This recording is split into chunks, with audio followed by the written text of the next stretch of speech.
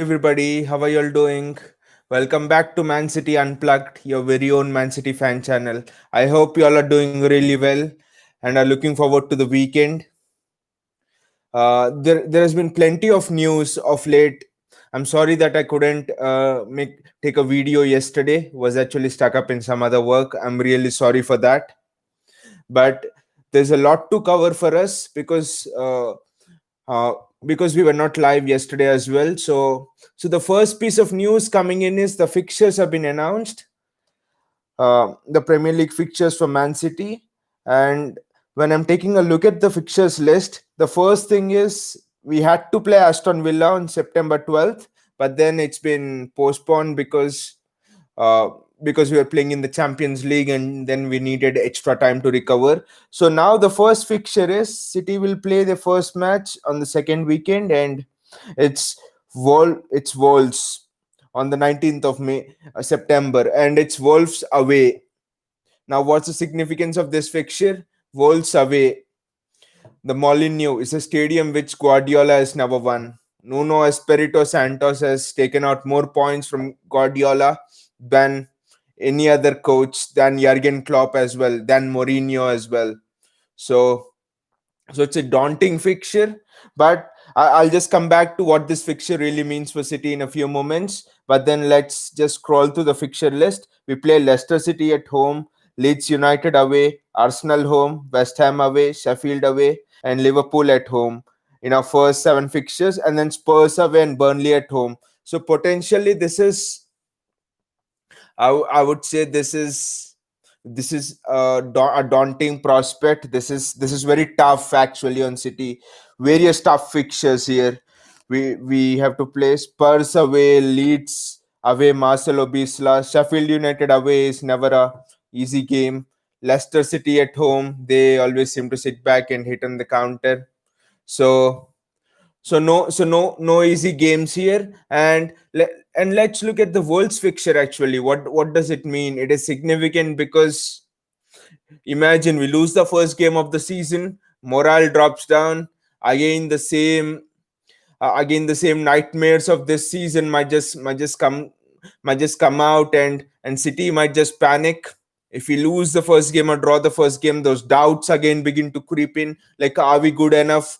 Are we good enough to challenge the juggernaut of Liverpool, who seem to be unstoppable? Because Liverpool will be raring to go again, fresh and ready. They don't have any Champions League distractions or something, like we did this season. So how will we challenge them? And that fixture is more.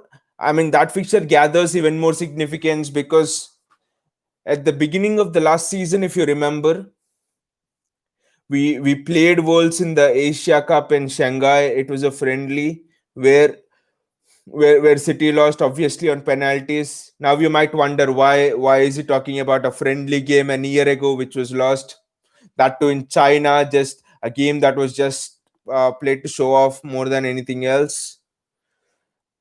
But then in that fixture, City created almost 10 chances in the first half, and we didn't take any. Sterling missed a penalty, whereas Wolves created just two or three. I mean, we missed a load of chances. De Bruyne was unplayable. Still, it was still we didn't. Still we didn't score in by full time, and then the match went to penalties and Wolves won. Now everyone just put that away last season, telling, okay, champions. The two seasons before they have amassed 197 points. There's no need to panic. But then how last season followed, if you look at the pattern of how the last season went, it was the same pattern as how we lost to Wolves in that friendly. We created a load of chances, we failed to take them, and then the opposition teams just score one or two on the break. That's how we lost with Norwich last time. That's how we lost with Wolves last time. That's how we lost with Spurs last time. Spurs, you should see, we had fought almost 32 shots, almost 19 to 20 on target, and still you lose 2-1 or 3-1. We miss, I think, two penalties in that match. That's been unfortunately, that's been the tempo of our season. That's been the trend of our season, trend of our last season. So that's why this first fixture against Wolves is really, really important. It will set a precedent for sure. If we get all the 3 points, it will send out a message that yes, we are again raring to go. Or if we draw, or if we lose, basically if we drop points, again it will just be a nightmarish start for the players, for the fans, again wondering, is it the same old is it the same old City, is it typical City again drawing in the same inadequacies, drawing in the same faults. So it would be very interesting to see. And we play Liverpool within the first 5 games, within the first 5 or 6 games, when that will be essential. So even though the transfer, this means that even though the transfer window is open till October, for example, it's important that we conduct our business very early, that we do our business very early, or else you lose 2 or 3 games in the first few fixtures, and then you bring in Koulibaly. It might not be enough. Look at what Liverpool have done this season. They have not lost until January, if I'm not wrong, against Watford, January or February, and they only gave up after they won the title. That's when they lost couple more matches. So that is the level. That is the level. And from the evidence of last 3 seasons, at least 100 points are minimum needed to challenge for the title. And sometimes 100 also might not be enough. That's the bar we have set. That's the bar Liverpool have shown that they can climb up to. They can catch up ruthlessly. They have almost caught up with that bar twice, 2 seasons in a row. If it is one, I would tell freakish season, but 2 seasons they've really challenged us, looking at us in the eye, openly proclaiming us, come and defeat us if you can, and then take away the title. So we are up against such strong challenges. So it's important that we sum up our transfer activity really fast, and then just it would be nice to have all the players who will be a major part of the team in very early and quick, and then we could just prepare for the season, and we could just take it on from there. And in that context, I think it's really important that the deal for that second center half is finalized. Now City have missed out enough from last 2 seasons. We have tried Van Dijk, we didn't get him. We have tried Harry Maguire last season, we didn't get him. It has cost us one title, and it had almost cost us in the season before that. So we can't do that mistake again. We can't afford to do it again. The stakes are so high that it is impossible that we commit such a blunder 3 times in a row. So it's important we go for Kalidou Koulibaly as early as possible. And a very interesting development here. I just remember when I'm speaking about Kalidou Koulibaly, the interesting thing is reports from various outlets, 3 or 4 outlets, I would say, majorly from Tuto Sport, even Manchester Evening News has been reporting it. I think even Talk Sport has been reporting it. So noises are being made. Reports are coming that Napoli president is willing to sell Koulibaly for 70 million euros, which is 64 million pounds. But then it is said that City, unlike reports that have come yesterday, today it is said that City have not officially made a bid of 70 million euros, but the Napoli president, Koulibaly's agent, and everyone, and Koulibaly himself, the club, Napoli, everyone are expecting a bid to arrive for Koulibaly from Manchester City for 70 million euros. A bid that will take Koulibaly to out of Napoli, because like I was saying in the past few weeks, Napoli needs money. Napoli needs to cash in. There is no way that Napoli can afford to keep Koulibaly in, because 29, no other club will go. One more season, 30, and that's it. Napoli can't sell him, then Napoli will not get a good price. And you should remember they've signed Victor Osimhen, if I'm not wrong. So that has cost a lot of money.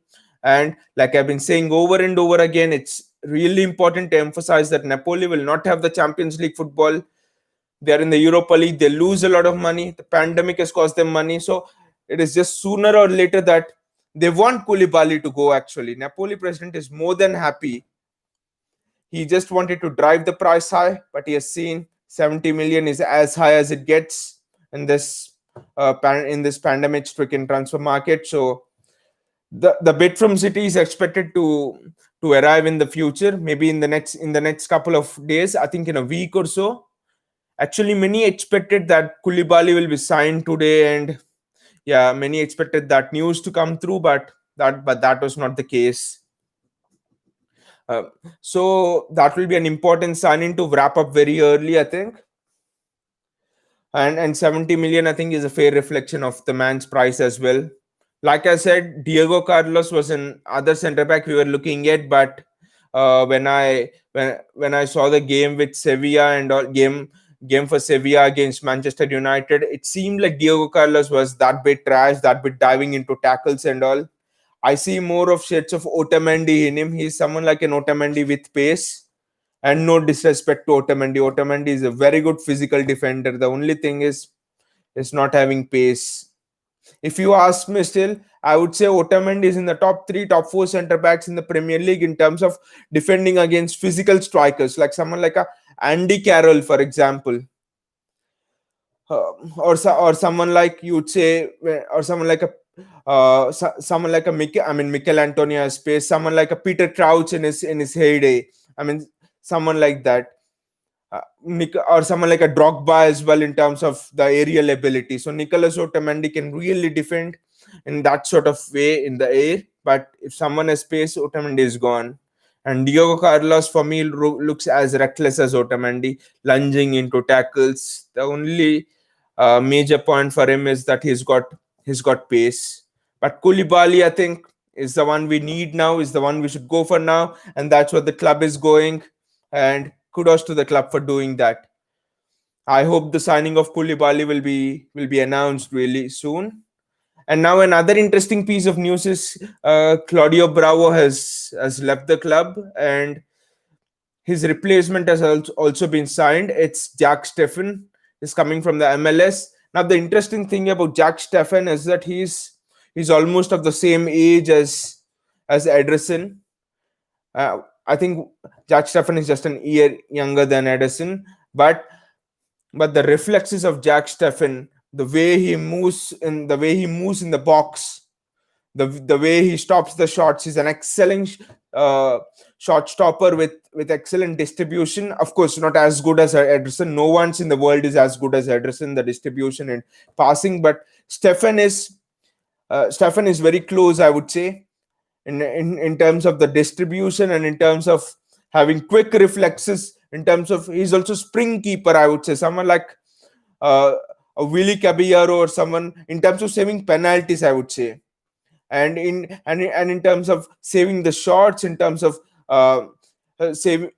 saving goals, especially when they're hit on the far post, not just the near post. His reach, his reflexes, his jump, everything is excellent about Jack Steffen. I think he'll provide great competition to Ederson, because this season we have seen, yes, Eddie has been a really valuable player for us, but this season at times we have seen there has been there's been a lapse of concentration from Ederson. He has not he has not been at his supreme best in some matches, though he has shared the golden glove and all. But then, for example, in the third goal against Lyon, he shouldn't be pushing the ball out like that. He should catch the ball. He shouldn't let the ball slip. There have been some errors like that, especially in the months of November and December in this season, which unforced errors which Ederson should not be doing. A world class keeper should never commit. I think Jack Steffen would make him much more better, would motivate him much more, would just help him reach that next level, just that level above world class. I think he's already at that world class level. I think he just needs to chip out a few mistakes and reach that gears just above world class.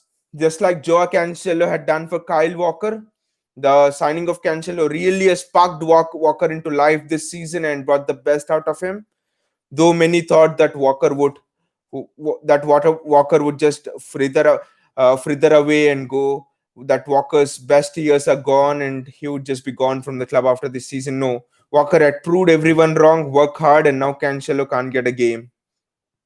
And that's been the same. And I think that the same thing will happen with Ederson. He'll get better and better. And also, we'll have another really good keeper for the cup competitions. or else you would never know if Jack Steffen really performs well above the expectations and his distribution also really improves. Still, his distribution is really good than most of the keepers, especially in the top six. I would say maybe apart from Allison. I would say Pep would maybe play Jack Steffen in the Champions League for a few matches, or he could play Steffen in the Champions League and Ederson in the Premier League, and that is possible, like Barca did with Claudio Bravo and Ter Stegen. So there are many possibilities. So City has been like really fast in the transfer market. Overall, thinking about it, the activity we have done, we have been very shrewd, we have been very fast, we have we have really dictated how much we should pay. We have never allowed the other clubs to demand from us, like how, for example, Dortmund is doing from Sancho. We have not been that club. And and and that's got me really excited. We have really mastered, we have been the masters of the transfer market, I would say. That's really got me enthusiastic and excited about how this season will go. I think pretty much before September 3rd, I think September 3rd, or at the most September 7th or September 8th, we'll just wrap up most of the signings, and then we'll be really ready and raring to go, because players need to come in early, especially in order to adapt to Pep's methods. It's not that you can buy someone in October and you can go straight in. No, that would be useless, buying someone in October. You could as well buy someone in January. So players who will come in really early, I think maximum before September 7th or 8th, and then we'll take it from there how it goes.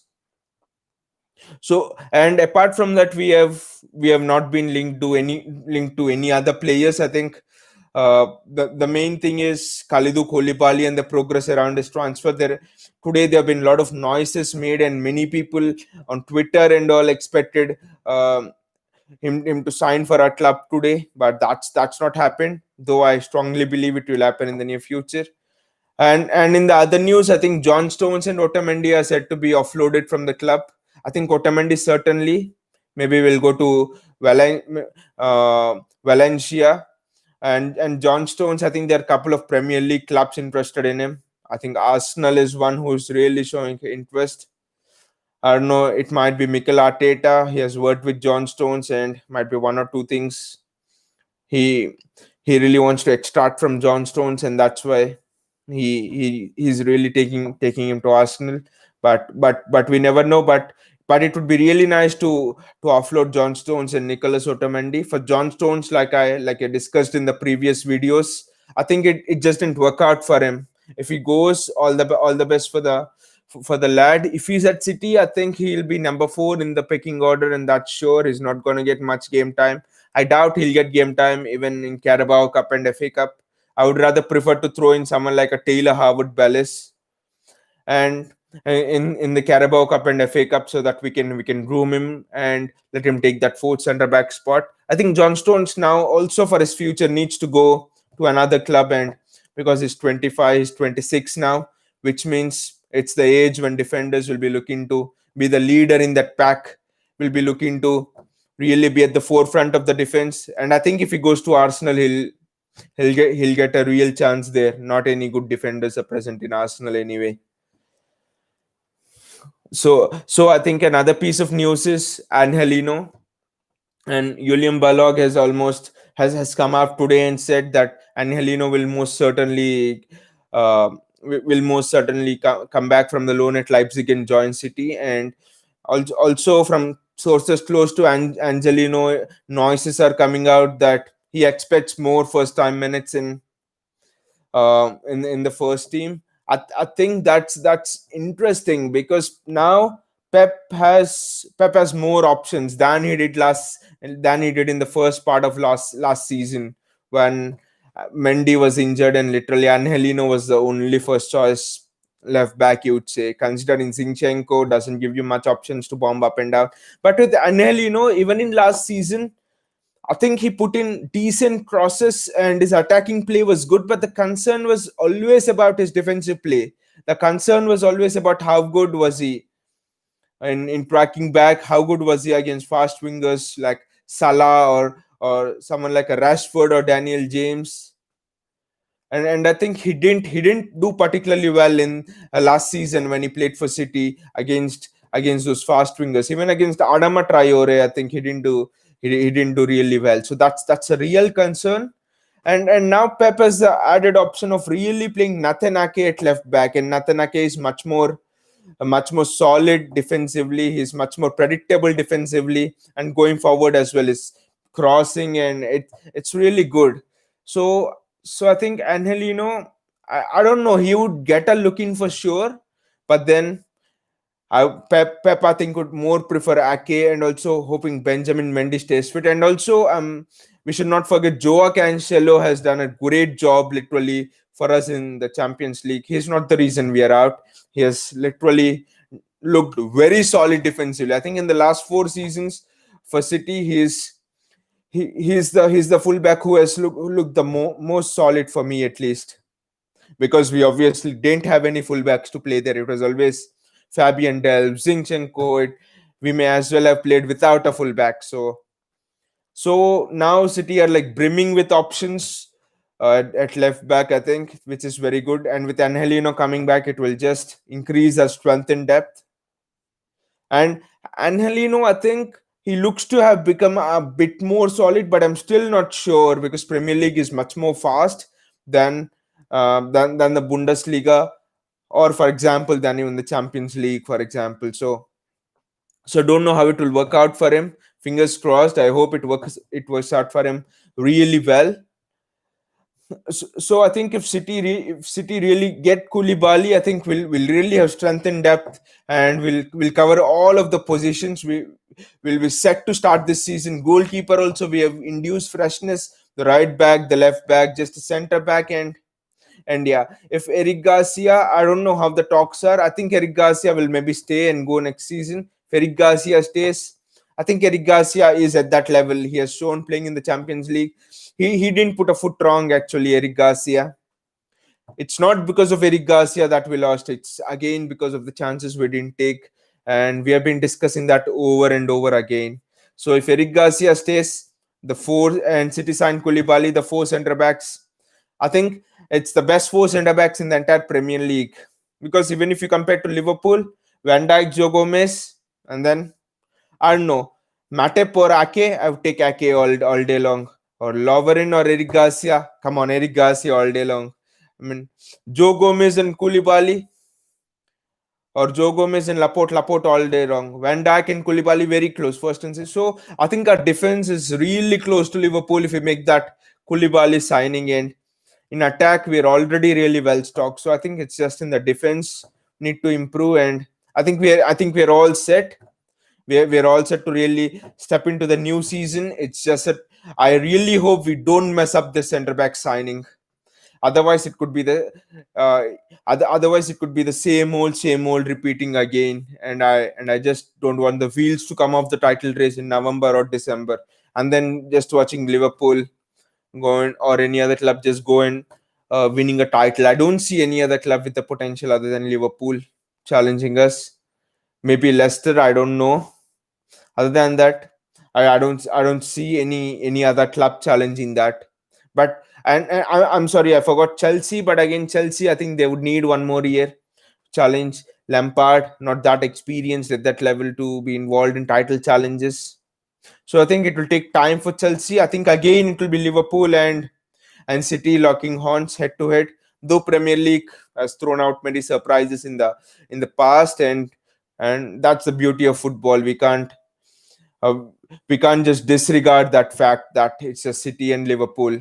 I mean, it could be many other teams. I expect Leicester to also come back really strong. They have also been really active in the transfer market, and they have been making really good signings. And Christos K is here. Hi, Christos. How you doing? I hope you're really having a great Thursday evening, and looking forward to the weekend.